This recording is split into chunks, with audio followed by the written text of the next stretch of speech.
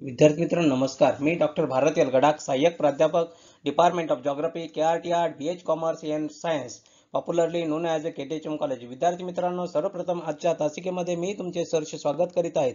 आपण 2999 2999 हा environment awareness हा जो हा जो पेपर आहे, या पेपर हा जो पेपर आहे यामधील चॅप्टर नंबर 3 इकोसिस्टीम किंवा परिसंस्था ह्या चॅप्टर विषयी माहिती बघत आलो आहे.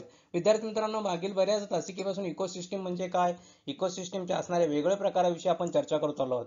मागील तासिकेला ग्रासलँड इकोसिस्टीम मधील आपण बघितलं की उष्णकटिबंधीय ग्रासलँड इकोसिस्टीम कशी आहे किंवा उष्णकटिबंधीय गवताळ परिसंस्था म्हणजे काय, उष्णकटिबंधीय गवताळ परिसंस्थेचे असणारे वेगवेगळे प्रकार बघितले. त्या प्रकारामध्ये असणाऱ्या प्रत्येक परिसंस्थेमध्ये असणारं प्राणी जीवन असेल, वनस्पती जीवन असेल, त्या ठिकाणी असणाऱ्या जैविक आणि अजैविक घटका याच्यामध्ये असणारा आंतरक्रिया या सर्वांचा अंतर्भाव आपण या ठिकाणी असणाऱ्या परिसंस्थेमध्ये केला आहे. याच्याच एका दुसऱ्या ग्रासलँड किंवा दुसऱ्या एका गवताळ परिसंस्थेविषयी माहिती बघणार आहोत. तर चला बघूया. तर ग्रासलँड इकोसिस्टीम. विद्यार्थी मित्रांनो, गवताळ परिसंस्थेमध्ये आपण बघत असताना समशीतोष्ण दुसरा जो प्रकार बघतोय, समशीतोष्ण कटिबंधीय गवताळ परिसंस्था. आता समशीतोष्ण गवताळ परिसंस्था म्हणजे नेमकं काय, की कुठल्या एरियामध्ये किंवा कोणकोणत्या प्रदेशामध्ये येते त्याचाही आपल्याला या ठिकाणी मागोवा घ्यावा लागेल. आता समशीतोष्ण कटिबंधीय गवताळ परिसंस्था दोन्ही गोलार्धाच्या खंडांच्या जर आपण भागामध्ये जर गेलो तर त्या भागात बघितल्यानंतर 30 डिग्री ते 60 डिग्री अक्षांशाच्या दरम्यान जो कमी पावसाचा प्रदेश आहे त्या ठिकाणी अशी समशीतोष्ण कटिबंधीय गवताळ परिसंस्था आढळते. म्हणजेच जर आपण असा विचार केला की उत्तर गोलार्धामध्ये आशियात गेलो, युरोप असेल, त्याचप्रमाणे उत्तर अमेरिका असेल, तिन्ही भूखंडाच्या मध्यवर्ती भागामध्ये गेलो आणि दक्षिण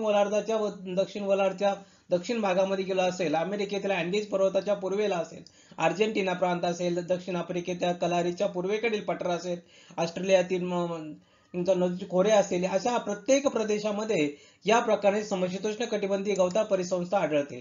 अशा या प्रकारच्या परिसंस्था प्रामुख्याने या ठिकाणी विकसित झाल्या आहेत असं आपल्या या ठिकाणी म्हणावं लागेल. म्हणजेच त्या असणाऱ्या समशीतोष्ण कटिबंधीय गवताळ परिसंस्था या 30 डिग्री ते 60 डिग्री अक्षांशाच्या दरम्यान आढळतात असं आपल्याला म्हणता येईल. थोडक्यात या समशीतोष्ण कटिबंधीय गवताळ परिसंस्थेचा पर्जन्याचे प्रमाण म्हणजे या असणाऱ्या प्रदेशामध्ये पर्जन्याचे प्रमाण हे 25 सेंटीमीटर ते 125 सेंटीमीटरच्या दरम्यान असते.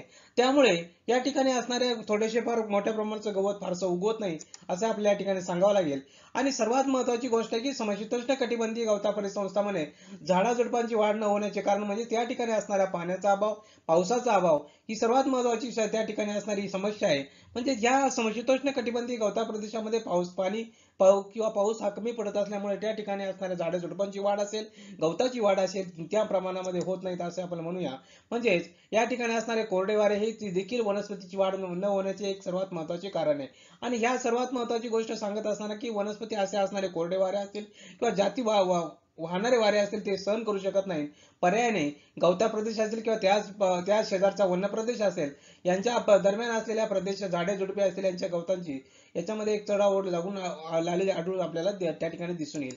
आता प्रत्येक गवताळ प्रदेशातील वनस्पती जीवन असेल किंवा प्राणी जीवन असेल यांच्यातील आंतरक्रिया समान नसल्यामुळे प्रत्येक गवताळ प्रदेश हा एक स्वतंत्र गवताळ परिसंस्था म्हणून आपण ओळखली गेली आहे असं आपण या ठिकाणी बघितलं आहे. म्हणजे प्रत्येक गवताळ प्रदेशाचा विचार करत असताना वेगळ्या भागामध्ये असणारे त्या ठिकाणी असणारे वनस्पती जीवन असेल, प्राणी जीवन असेल, जैविक घटक असेल, अजैविक घटक असेल यामधील असणारी आंतरक्रिया या वेगळ्या असल्यामुळे प्रत्येक प्रदेशातील गवताळ परिसंस्था ही वेगळी आहेत आपण म्हणूया. म्हणजेच आता ग्रासलँड गवताळ परिसंस्थेचा बघत असताना समशीतोष्ण कटिबंधीय गवताळ परिसंस्थेचे पुढील प्रकार आपण पाडलेले आहेत. आता हे पुढील प्रकार कोणकोणते? त्यातला पहिला प्रकार प्रेरी गवताळ परिसंस्था, दुसरा प्रकार पंपाज गवताळ परिसंस्था, व्हेल्ड गवताळ परिसंस्था, स्टेप्स गवताळ परिसंस्था, त्यानंतर डाऊन्स गवताळ परिसंस्था. अशा गवताळ परिसंस्थेचे प्रेरी असेल, पंपाज असेल, व्हेल्ड असेल, स्टेप असेल, गवताळ परिसंस्था असे वेगवेगळे प्रकार पाडण्यात आले आहेत. आता आणि शेवटचा कॅटनबरी गवताळ परिसंस्था. या प्रत्येक असणाऱ्या गवताळ परिसंस्थाने या परिसंस्थेचे असणारे प्रदेश या ठिकाणी दाखवण्यात आले आहेत. आता बघूया एक गवताळ परिसंस्थे बघत असताना आपल्याला ह्या गवताळ परिसंस्थेची समशीतोष्ण कटिबंधीय गवताळ परिसंस्थेचे वेगळे प्रकार. आता हे प्रकार कोणकोणते आहेत? समशीतोष्ण कटिबंधीय गवताळ परिसंस्थेचे प्रमुख प्रकार कोणकोणते दिले आहेत ते बघूया.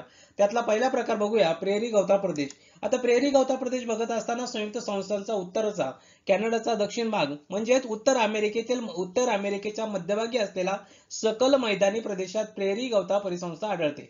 संयुक्त संस्थांच्या उत्तर, कॅनडाचा दक्षिण भाग म्हणजेच उत्तर अमेरिकेच्या मध्यभागी असलेल्या सकल मैदानी प्रदेशामध्ये जी गवताळ परिसंस्था आढळते तिला प्रेरी असे नाव देण्यात आले आहे.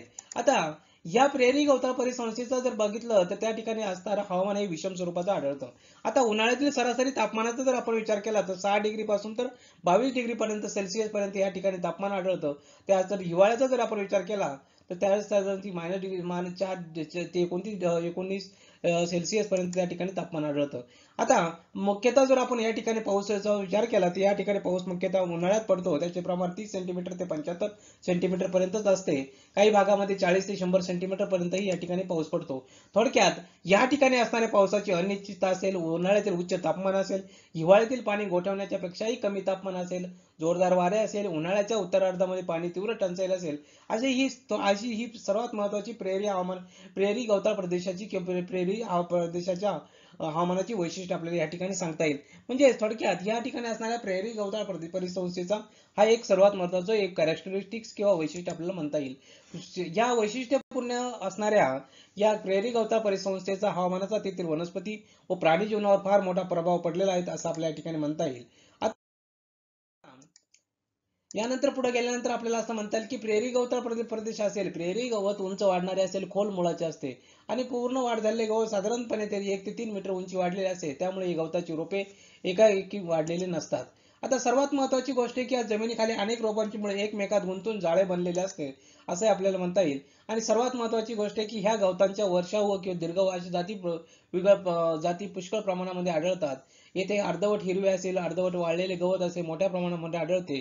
पण हेच गवत जर आपण पाऊस पडल्यानंतर पाणी मिळाले तर हिरव्या आणि निळसर होऊन जाते आणि त्यामुळे सर्वात महत्वाची गोष्ट म्हणजे याला रेड्याचे गवत असे या ठिकाणी म्हणतात. कारण या ठिकाणी मोठ्या प्रमाणात लाखो वनरेडे आढळतात असं म्हणून त्याला ते रेड्याचे गवत असे म्हटले गेले आहेत. आता ह्याच गवताळ परिसंस्थेमध्ये असणाऱ्या या परिसंस्थेमध्ये उन्हाळ्यामध्ये वाळून जाते आणि उन्हाळ्यात किंवा हिवाळ्यामध्ये पुष्कळदा हिमाचे तिथे होते. या गवताळ परिसंस्थेला प्रसादाल गवत प्रकार असं या ठिकाणी म्हणतात. या ठिकाणी एक उंच गवत वाढते, ग्रामा ग्रास किंवा बफेलो असे 2 प्रकारचे गवताळ प्रदेश गवताचे प्रकार या ठिकाणी आढळतात. या गवताळ परिसंस्थेमध्ये किंवा प्रेरी गवताळ परिसंस्थेमध्ये गवतावर जगणारे प्राणी असतील, हरिण असेल, काळवीट असेल, गवा असेल, घोडे असेल वगैरे भरपूर प्राणी आढळतात. तसे त्याच्यावर जगणारे काळवीट असेल, लांडगे असेल यासारखे मांसभक्षक प्राणीही त्या ठिकाणी आढळतात. आणि सर्वात महत्वाची गोष्ट आहे की या ठिकाणी जमिनीवरच्या खारी असलेली प्रेरी डॉग असेल हे प्राणी सर्वात महत्वाचे आहे ते प्रेरी गवताळ परिसंस्थेमधले. आता प्रेरी डॉगवर जगणारे फेरेट हे प्राणी आढळतात. एकेकाळी प्रेरी प्रदेश म्हणजे प्रेरी कॅटस्पुट किंवा प्रेरी लिली किंवा इडिशन पेंटब्रश किंवा ब्लॅक आईड सुजन यासारख्या मोहक नावाच्या रंगीबेरंगी फुलांनी भरलेले असे ह्या प्रेरी गवताळ परिसंस्थेचा आपल्याला बघता येईल. आता सर्वात महत्वाची गोष्ट आहे की फुलांच्या सागरामध्ये असंख्य कीटक परागण करीत असतात. मात्र हा प्रेरीचा बहर जो ओसरला तर प्रेरीच्या तृणभूमीही कमी झालेली नाहीये. म्हणजे प्रेरीच्या बऱ्याच भागामध्ये आता जमीन नांगरून गहू पिकवला जातो. त्यामुळे गव्हाचे कोठारही त्या ठिकाणी अशा या गवताळ परिसंस्थेमध्ये दिलेले आहेत असं आपल्या ठिकाणी म्हणता येईल. आता या गवताळ परिसंस्थेचा पुढचा प्रकार बघायचा आपल्याला पंपास गवताळ परिसंस्था. आता पंपास गवताळ परिसंस्था ही प्रामुख्याने दक्षिण अमेरिकेमध्ये अँडीज पर्वताच्या पूर्वेला आणि अमेझॉनच्या पर्जन्याच्या दक्षिणेला पंपास गवताळ परिसंस्था आढळते. आता ही पंपास गवताळ परिसंस्था या ठिकाणी वारंवार दुष्काळ पडतात आणि कधी कधी मुसळधार पाऊस देखील पडतो. आता हे सर्वात महत्वाची गोष्ट आहे की पावसाची जमिनीवर न मुरता लगेच निसरून जाते. त्यामुळे ही या ठिकाणी असणारी झाडे वाढू शकत नाही आणि मोठे मोठे गवताळ प्रदेश निर्माण होतात. आणि पंपास गवताळ परिसंस्थेमध्ये गवत फार उंच नसते परंतु एकसारखे जमिनीवर पसरत नाही म्हणून कधी कधी मधून गवताचे झुपके त्या ठिकाणी आपल्याला दिसत असतात. आता पंपास प्रेरीपेक्षा फार वेगळे प्राणी आढळतात. पंपासमध्ये दुर्मिळ जातीचे हरिण एकाच प्रकारचे हरिण या ठिकाणी आपल्याला आढळून आले आहेत असं आपल्याला म्हणता येईल. आणि ही नावाचा शामृगा साका पक्षी तेथील तृणजीवी प्राण्यातील सर्वात मोठा प्राणी आपल्याला या ठिकाणी म्हणता येईल. थोडक्यात असा या ठिकाणी असणाऱ्या या गवताळ परिसंस्थेमध्ये असणाऱ्या वेगवेगळ्या प्रकारच्या प्राणीजीवन आपल्याला या ठिकाणी बघितलं गेलं आहे. आता या गवताळ प्रदेशामध्ये री नावाचा पक्षी हा 20 ते 30 कळपाने फिरतो असं आपल्या या ठिकाणी म्हणता येईल.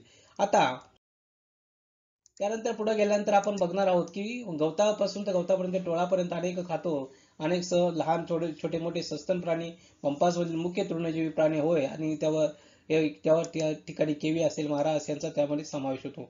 आता ह्या सर्वात महत्वाची गोष्ट आहे की प्राणी हे तीक्ष्णदंती प्राण्याच्या वर्गामध्ये मोडतात. मेंढ, लांडगा आणि तीक्ष्णदंती प्राण्याची शिकार करतो. खरे म्हणजे लांडगा नसून लांब पायाचा कोल्हा असंही आपल्या या ठिकाणी म्हणता येईल. थोडक्यात ह्या असणाऱ्या गवताळ परिसंस्थेमध्ये वेगवेगळ्या प्रकारचे प्राणी त्या ठिकाणी मोडतात. पंपासचा कोल्हा असेल, काराकोरम नावाचा मोठा सणसाना असेल, हे शिकारी आहेत. त्याच तसेच पंपासमध्ये टोळ असेल, मुंग्या असेल, फुलपाखरे असेल, सुरवंट असेल इत्यादी कीटक या ठिकाणी आढळतात. त्याचप्रमाणे येथे मुंग्या खाऊ किंवा अँट इटर मुंग्या खाऊ त्याला म्हटलं जातं. हा कीटक भक्षकही भरपूर प्रमाणामध्ये आढळतात. आता या अम्माडिलो हा प्राणी वाळवी किंवा मुंग्या किंवा अन्य कीटक खाऊ आणि आपला उदरनिर्वाह करत असतो. अशा प्रकारे समशीतोष्ण कटिबंधीय गवताळ परिसंस्थेमध्ये असणारा प्रेरी गवताळ प्रदेश असेल किंवा पंपास गवताळ प्रदेश असेल, असाही या ठिकाणी आपल्याला बघितला आहे. या प्रदेशामध्ये असणारे प्रदेश असेल, या ठिकाणी असणारे वनस्पती जीवन असेल, प्राणी जीवन असेल, याचा आपण या ठिकाणी विचार केला आहे. अशा प्रकारे विद्यार्थी मित्रांनो, आज आपण समशीतोष्ण कटिबंधीय गवताळ परिसंस्थेमध्ये असणाऱ्या 2 गवताळ परिसंस्था बघितल्या. त्यामध्ये प्रेरी गवताळ परिसंस्था असेल आणि पंपास गवताळ परिसंस्था असेल. याविषयी कोणाच्या मनात शंका, प्रश्न निर्माण झाले असतील तर या ठिकाणी माझा मेल आयडी दिलाय, यावरती आपण मेल करू शकता. विद्यार्थी मित्रांनो, पुढील तासिकेला नवीन दुसरी एक गवताळ परिसंस्था घेऊन बघूया. तोपर्यंत धन्यवाद. Thank you very much.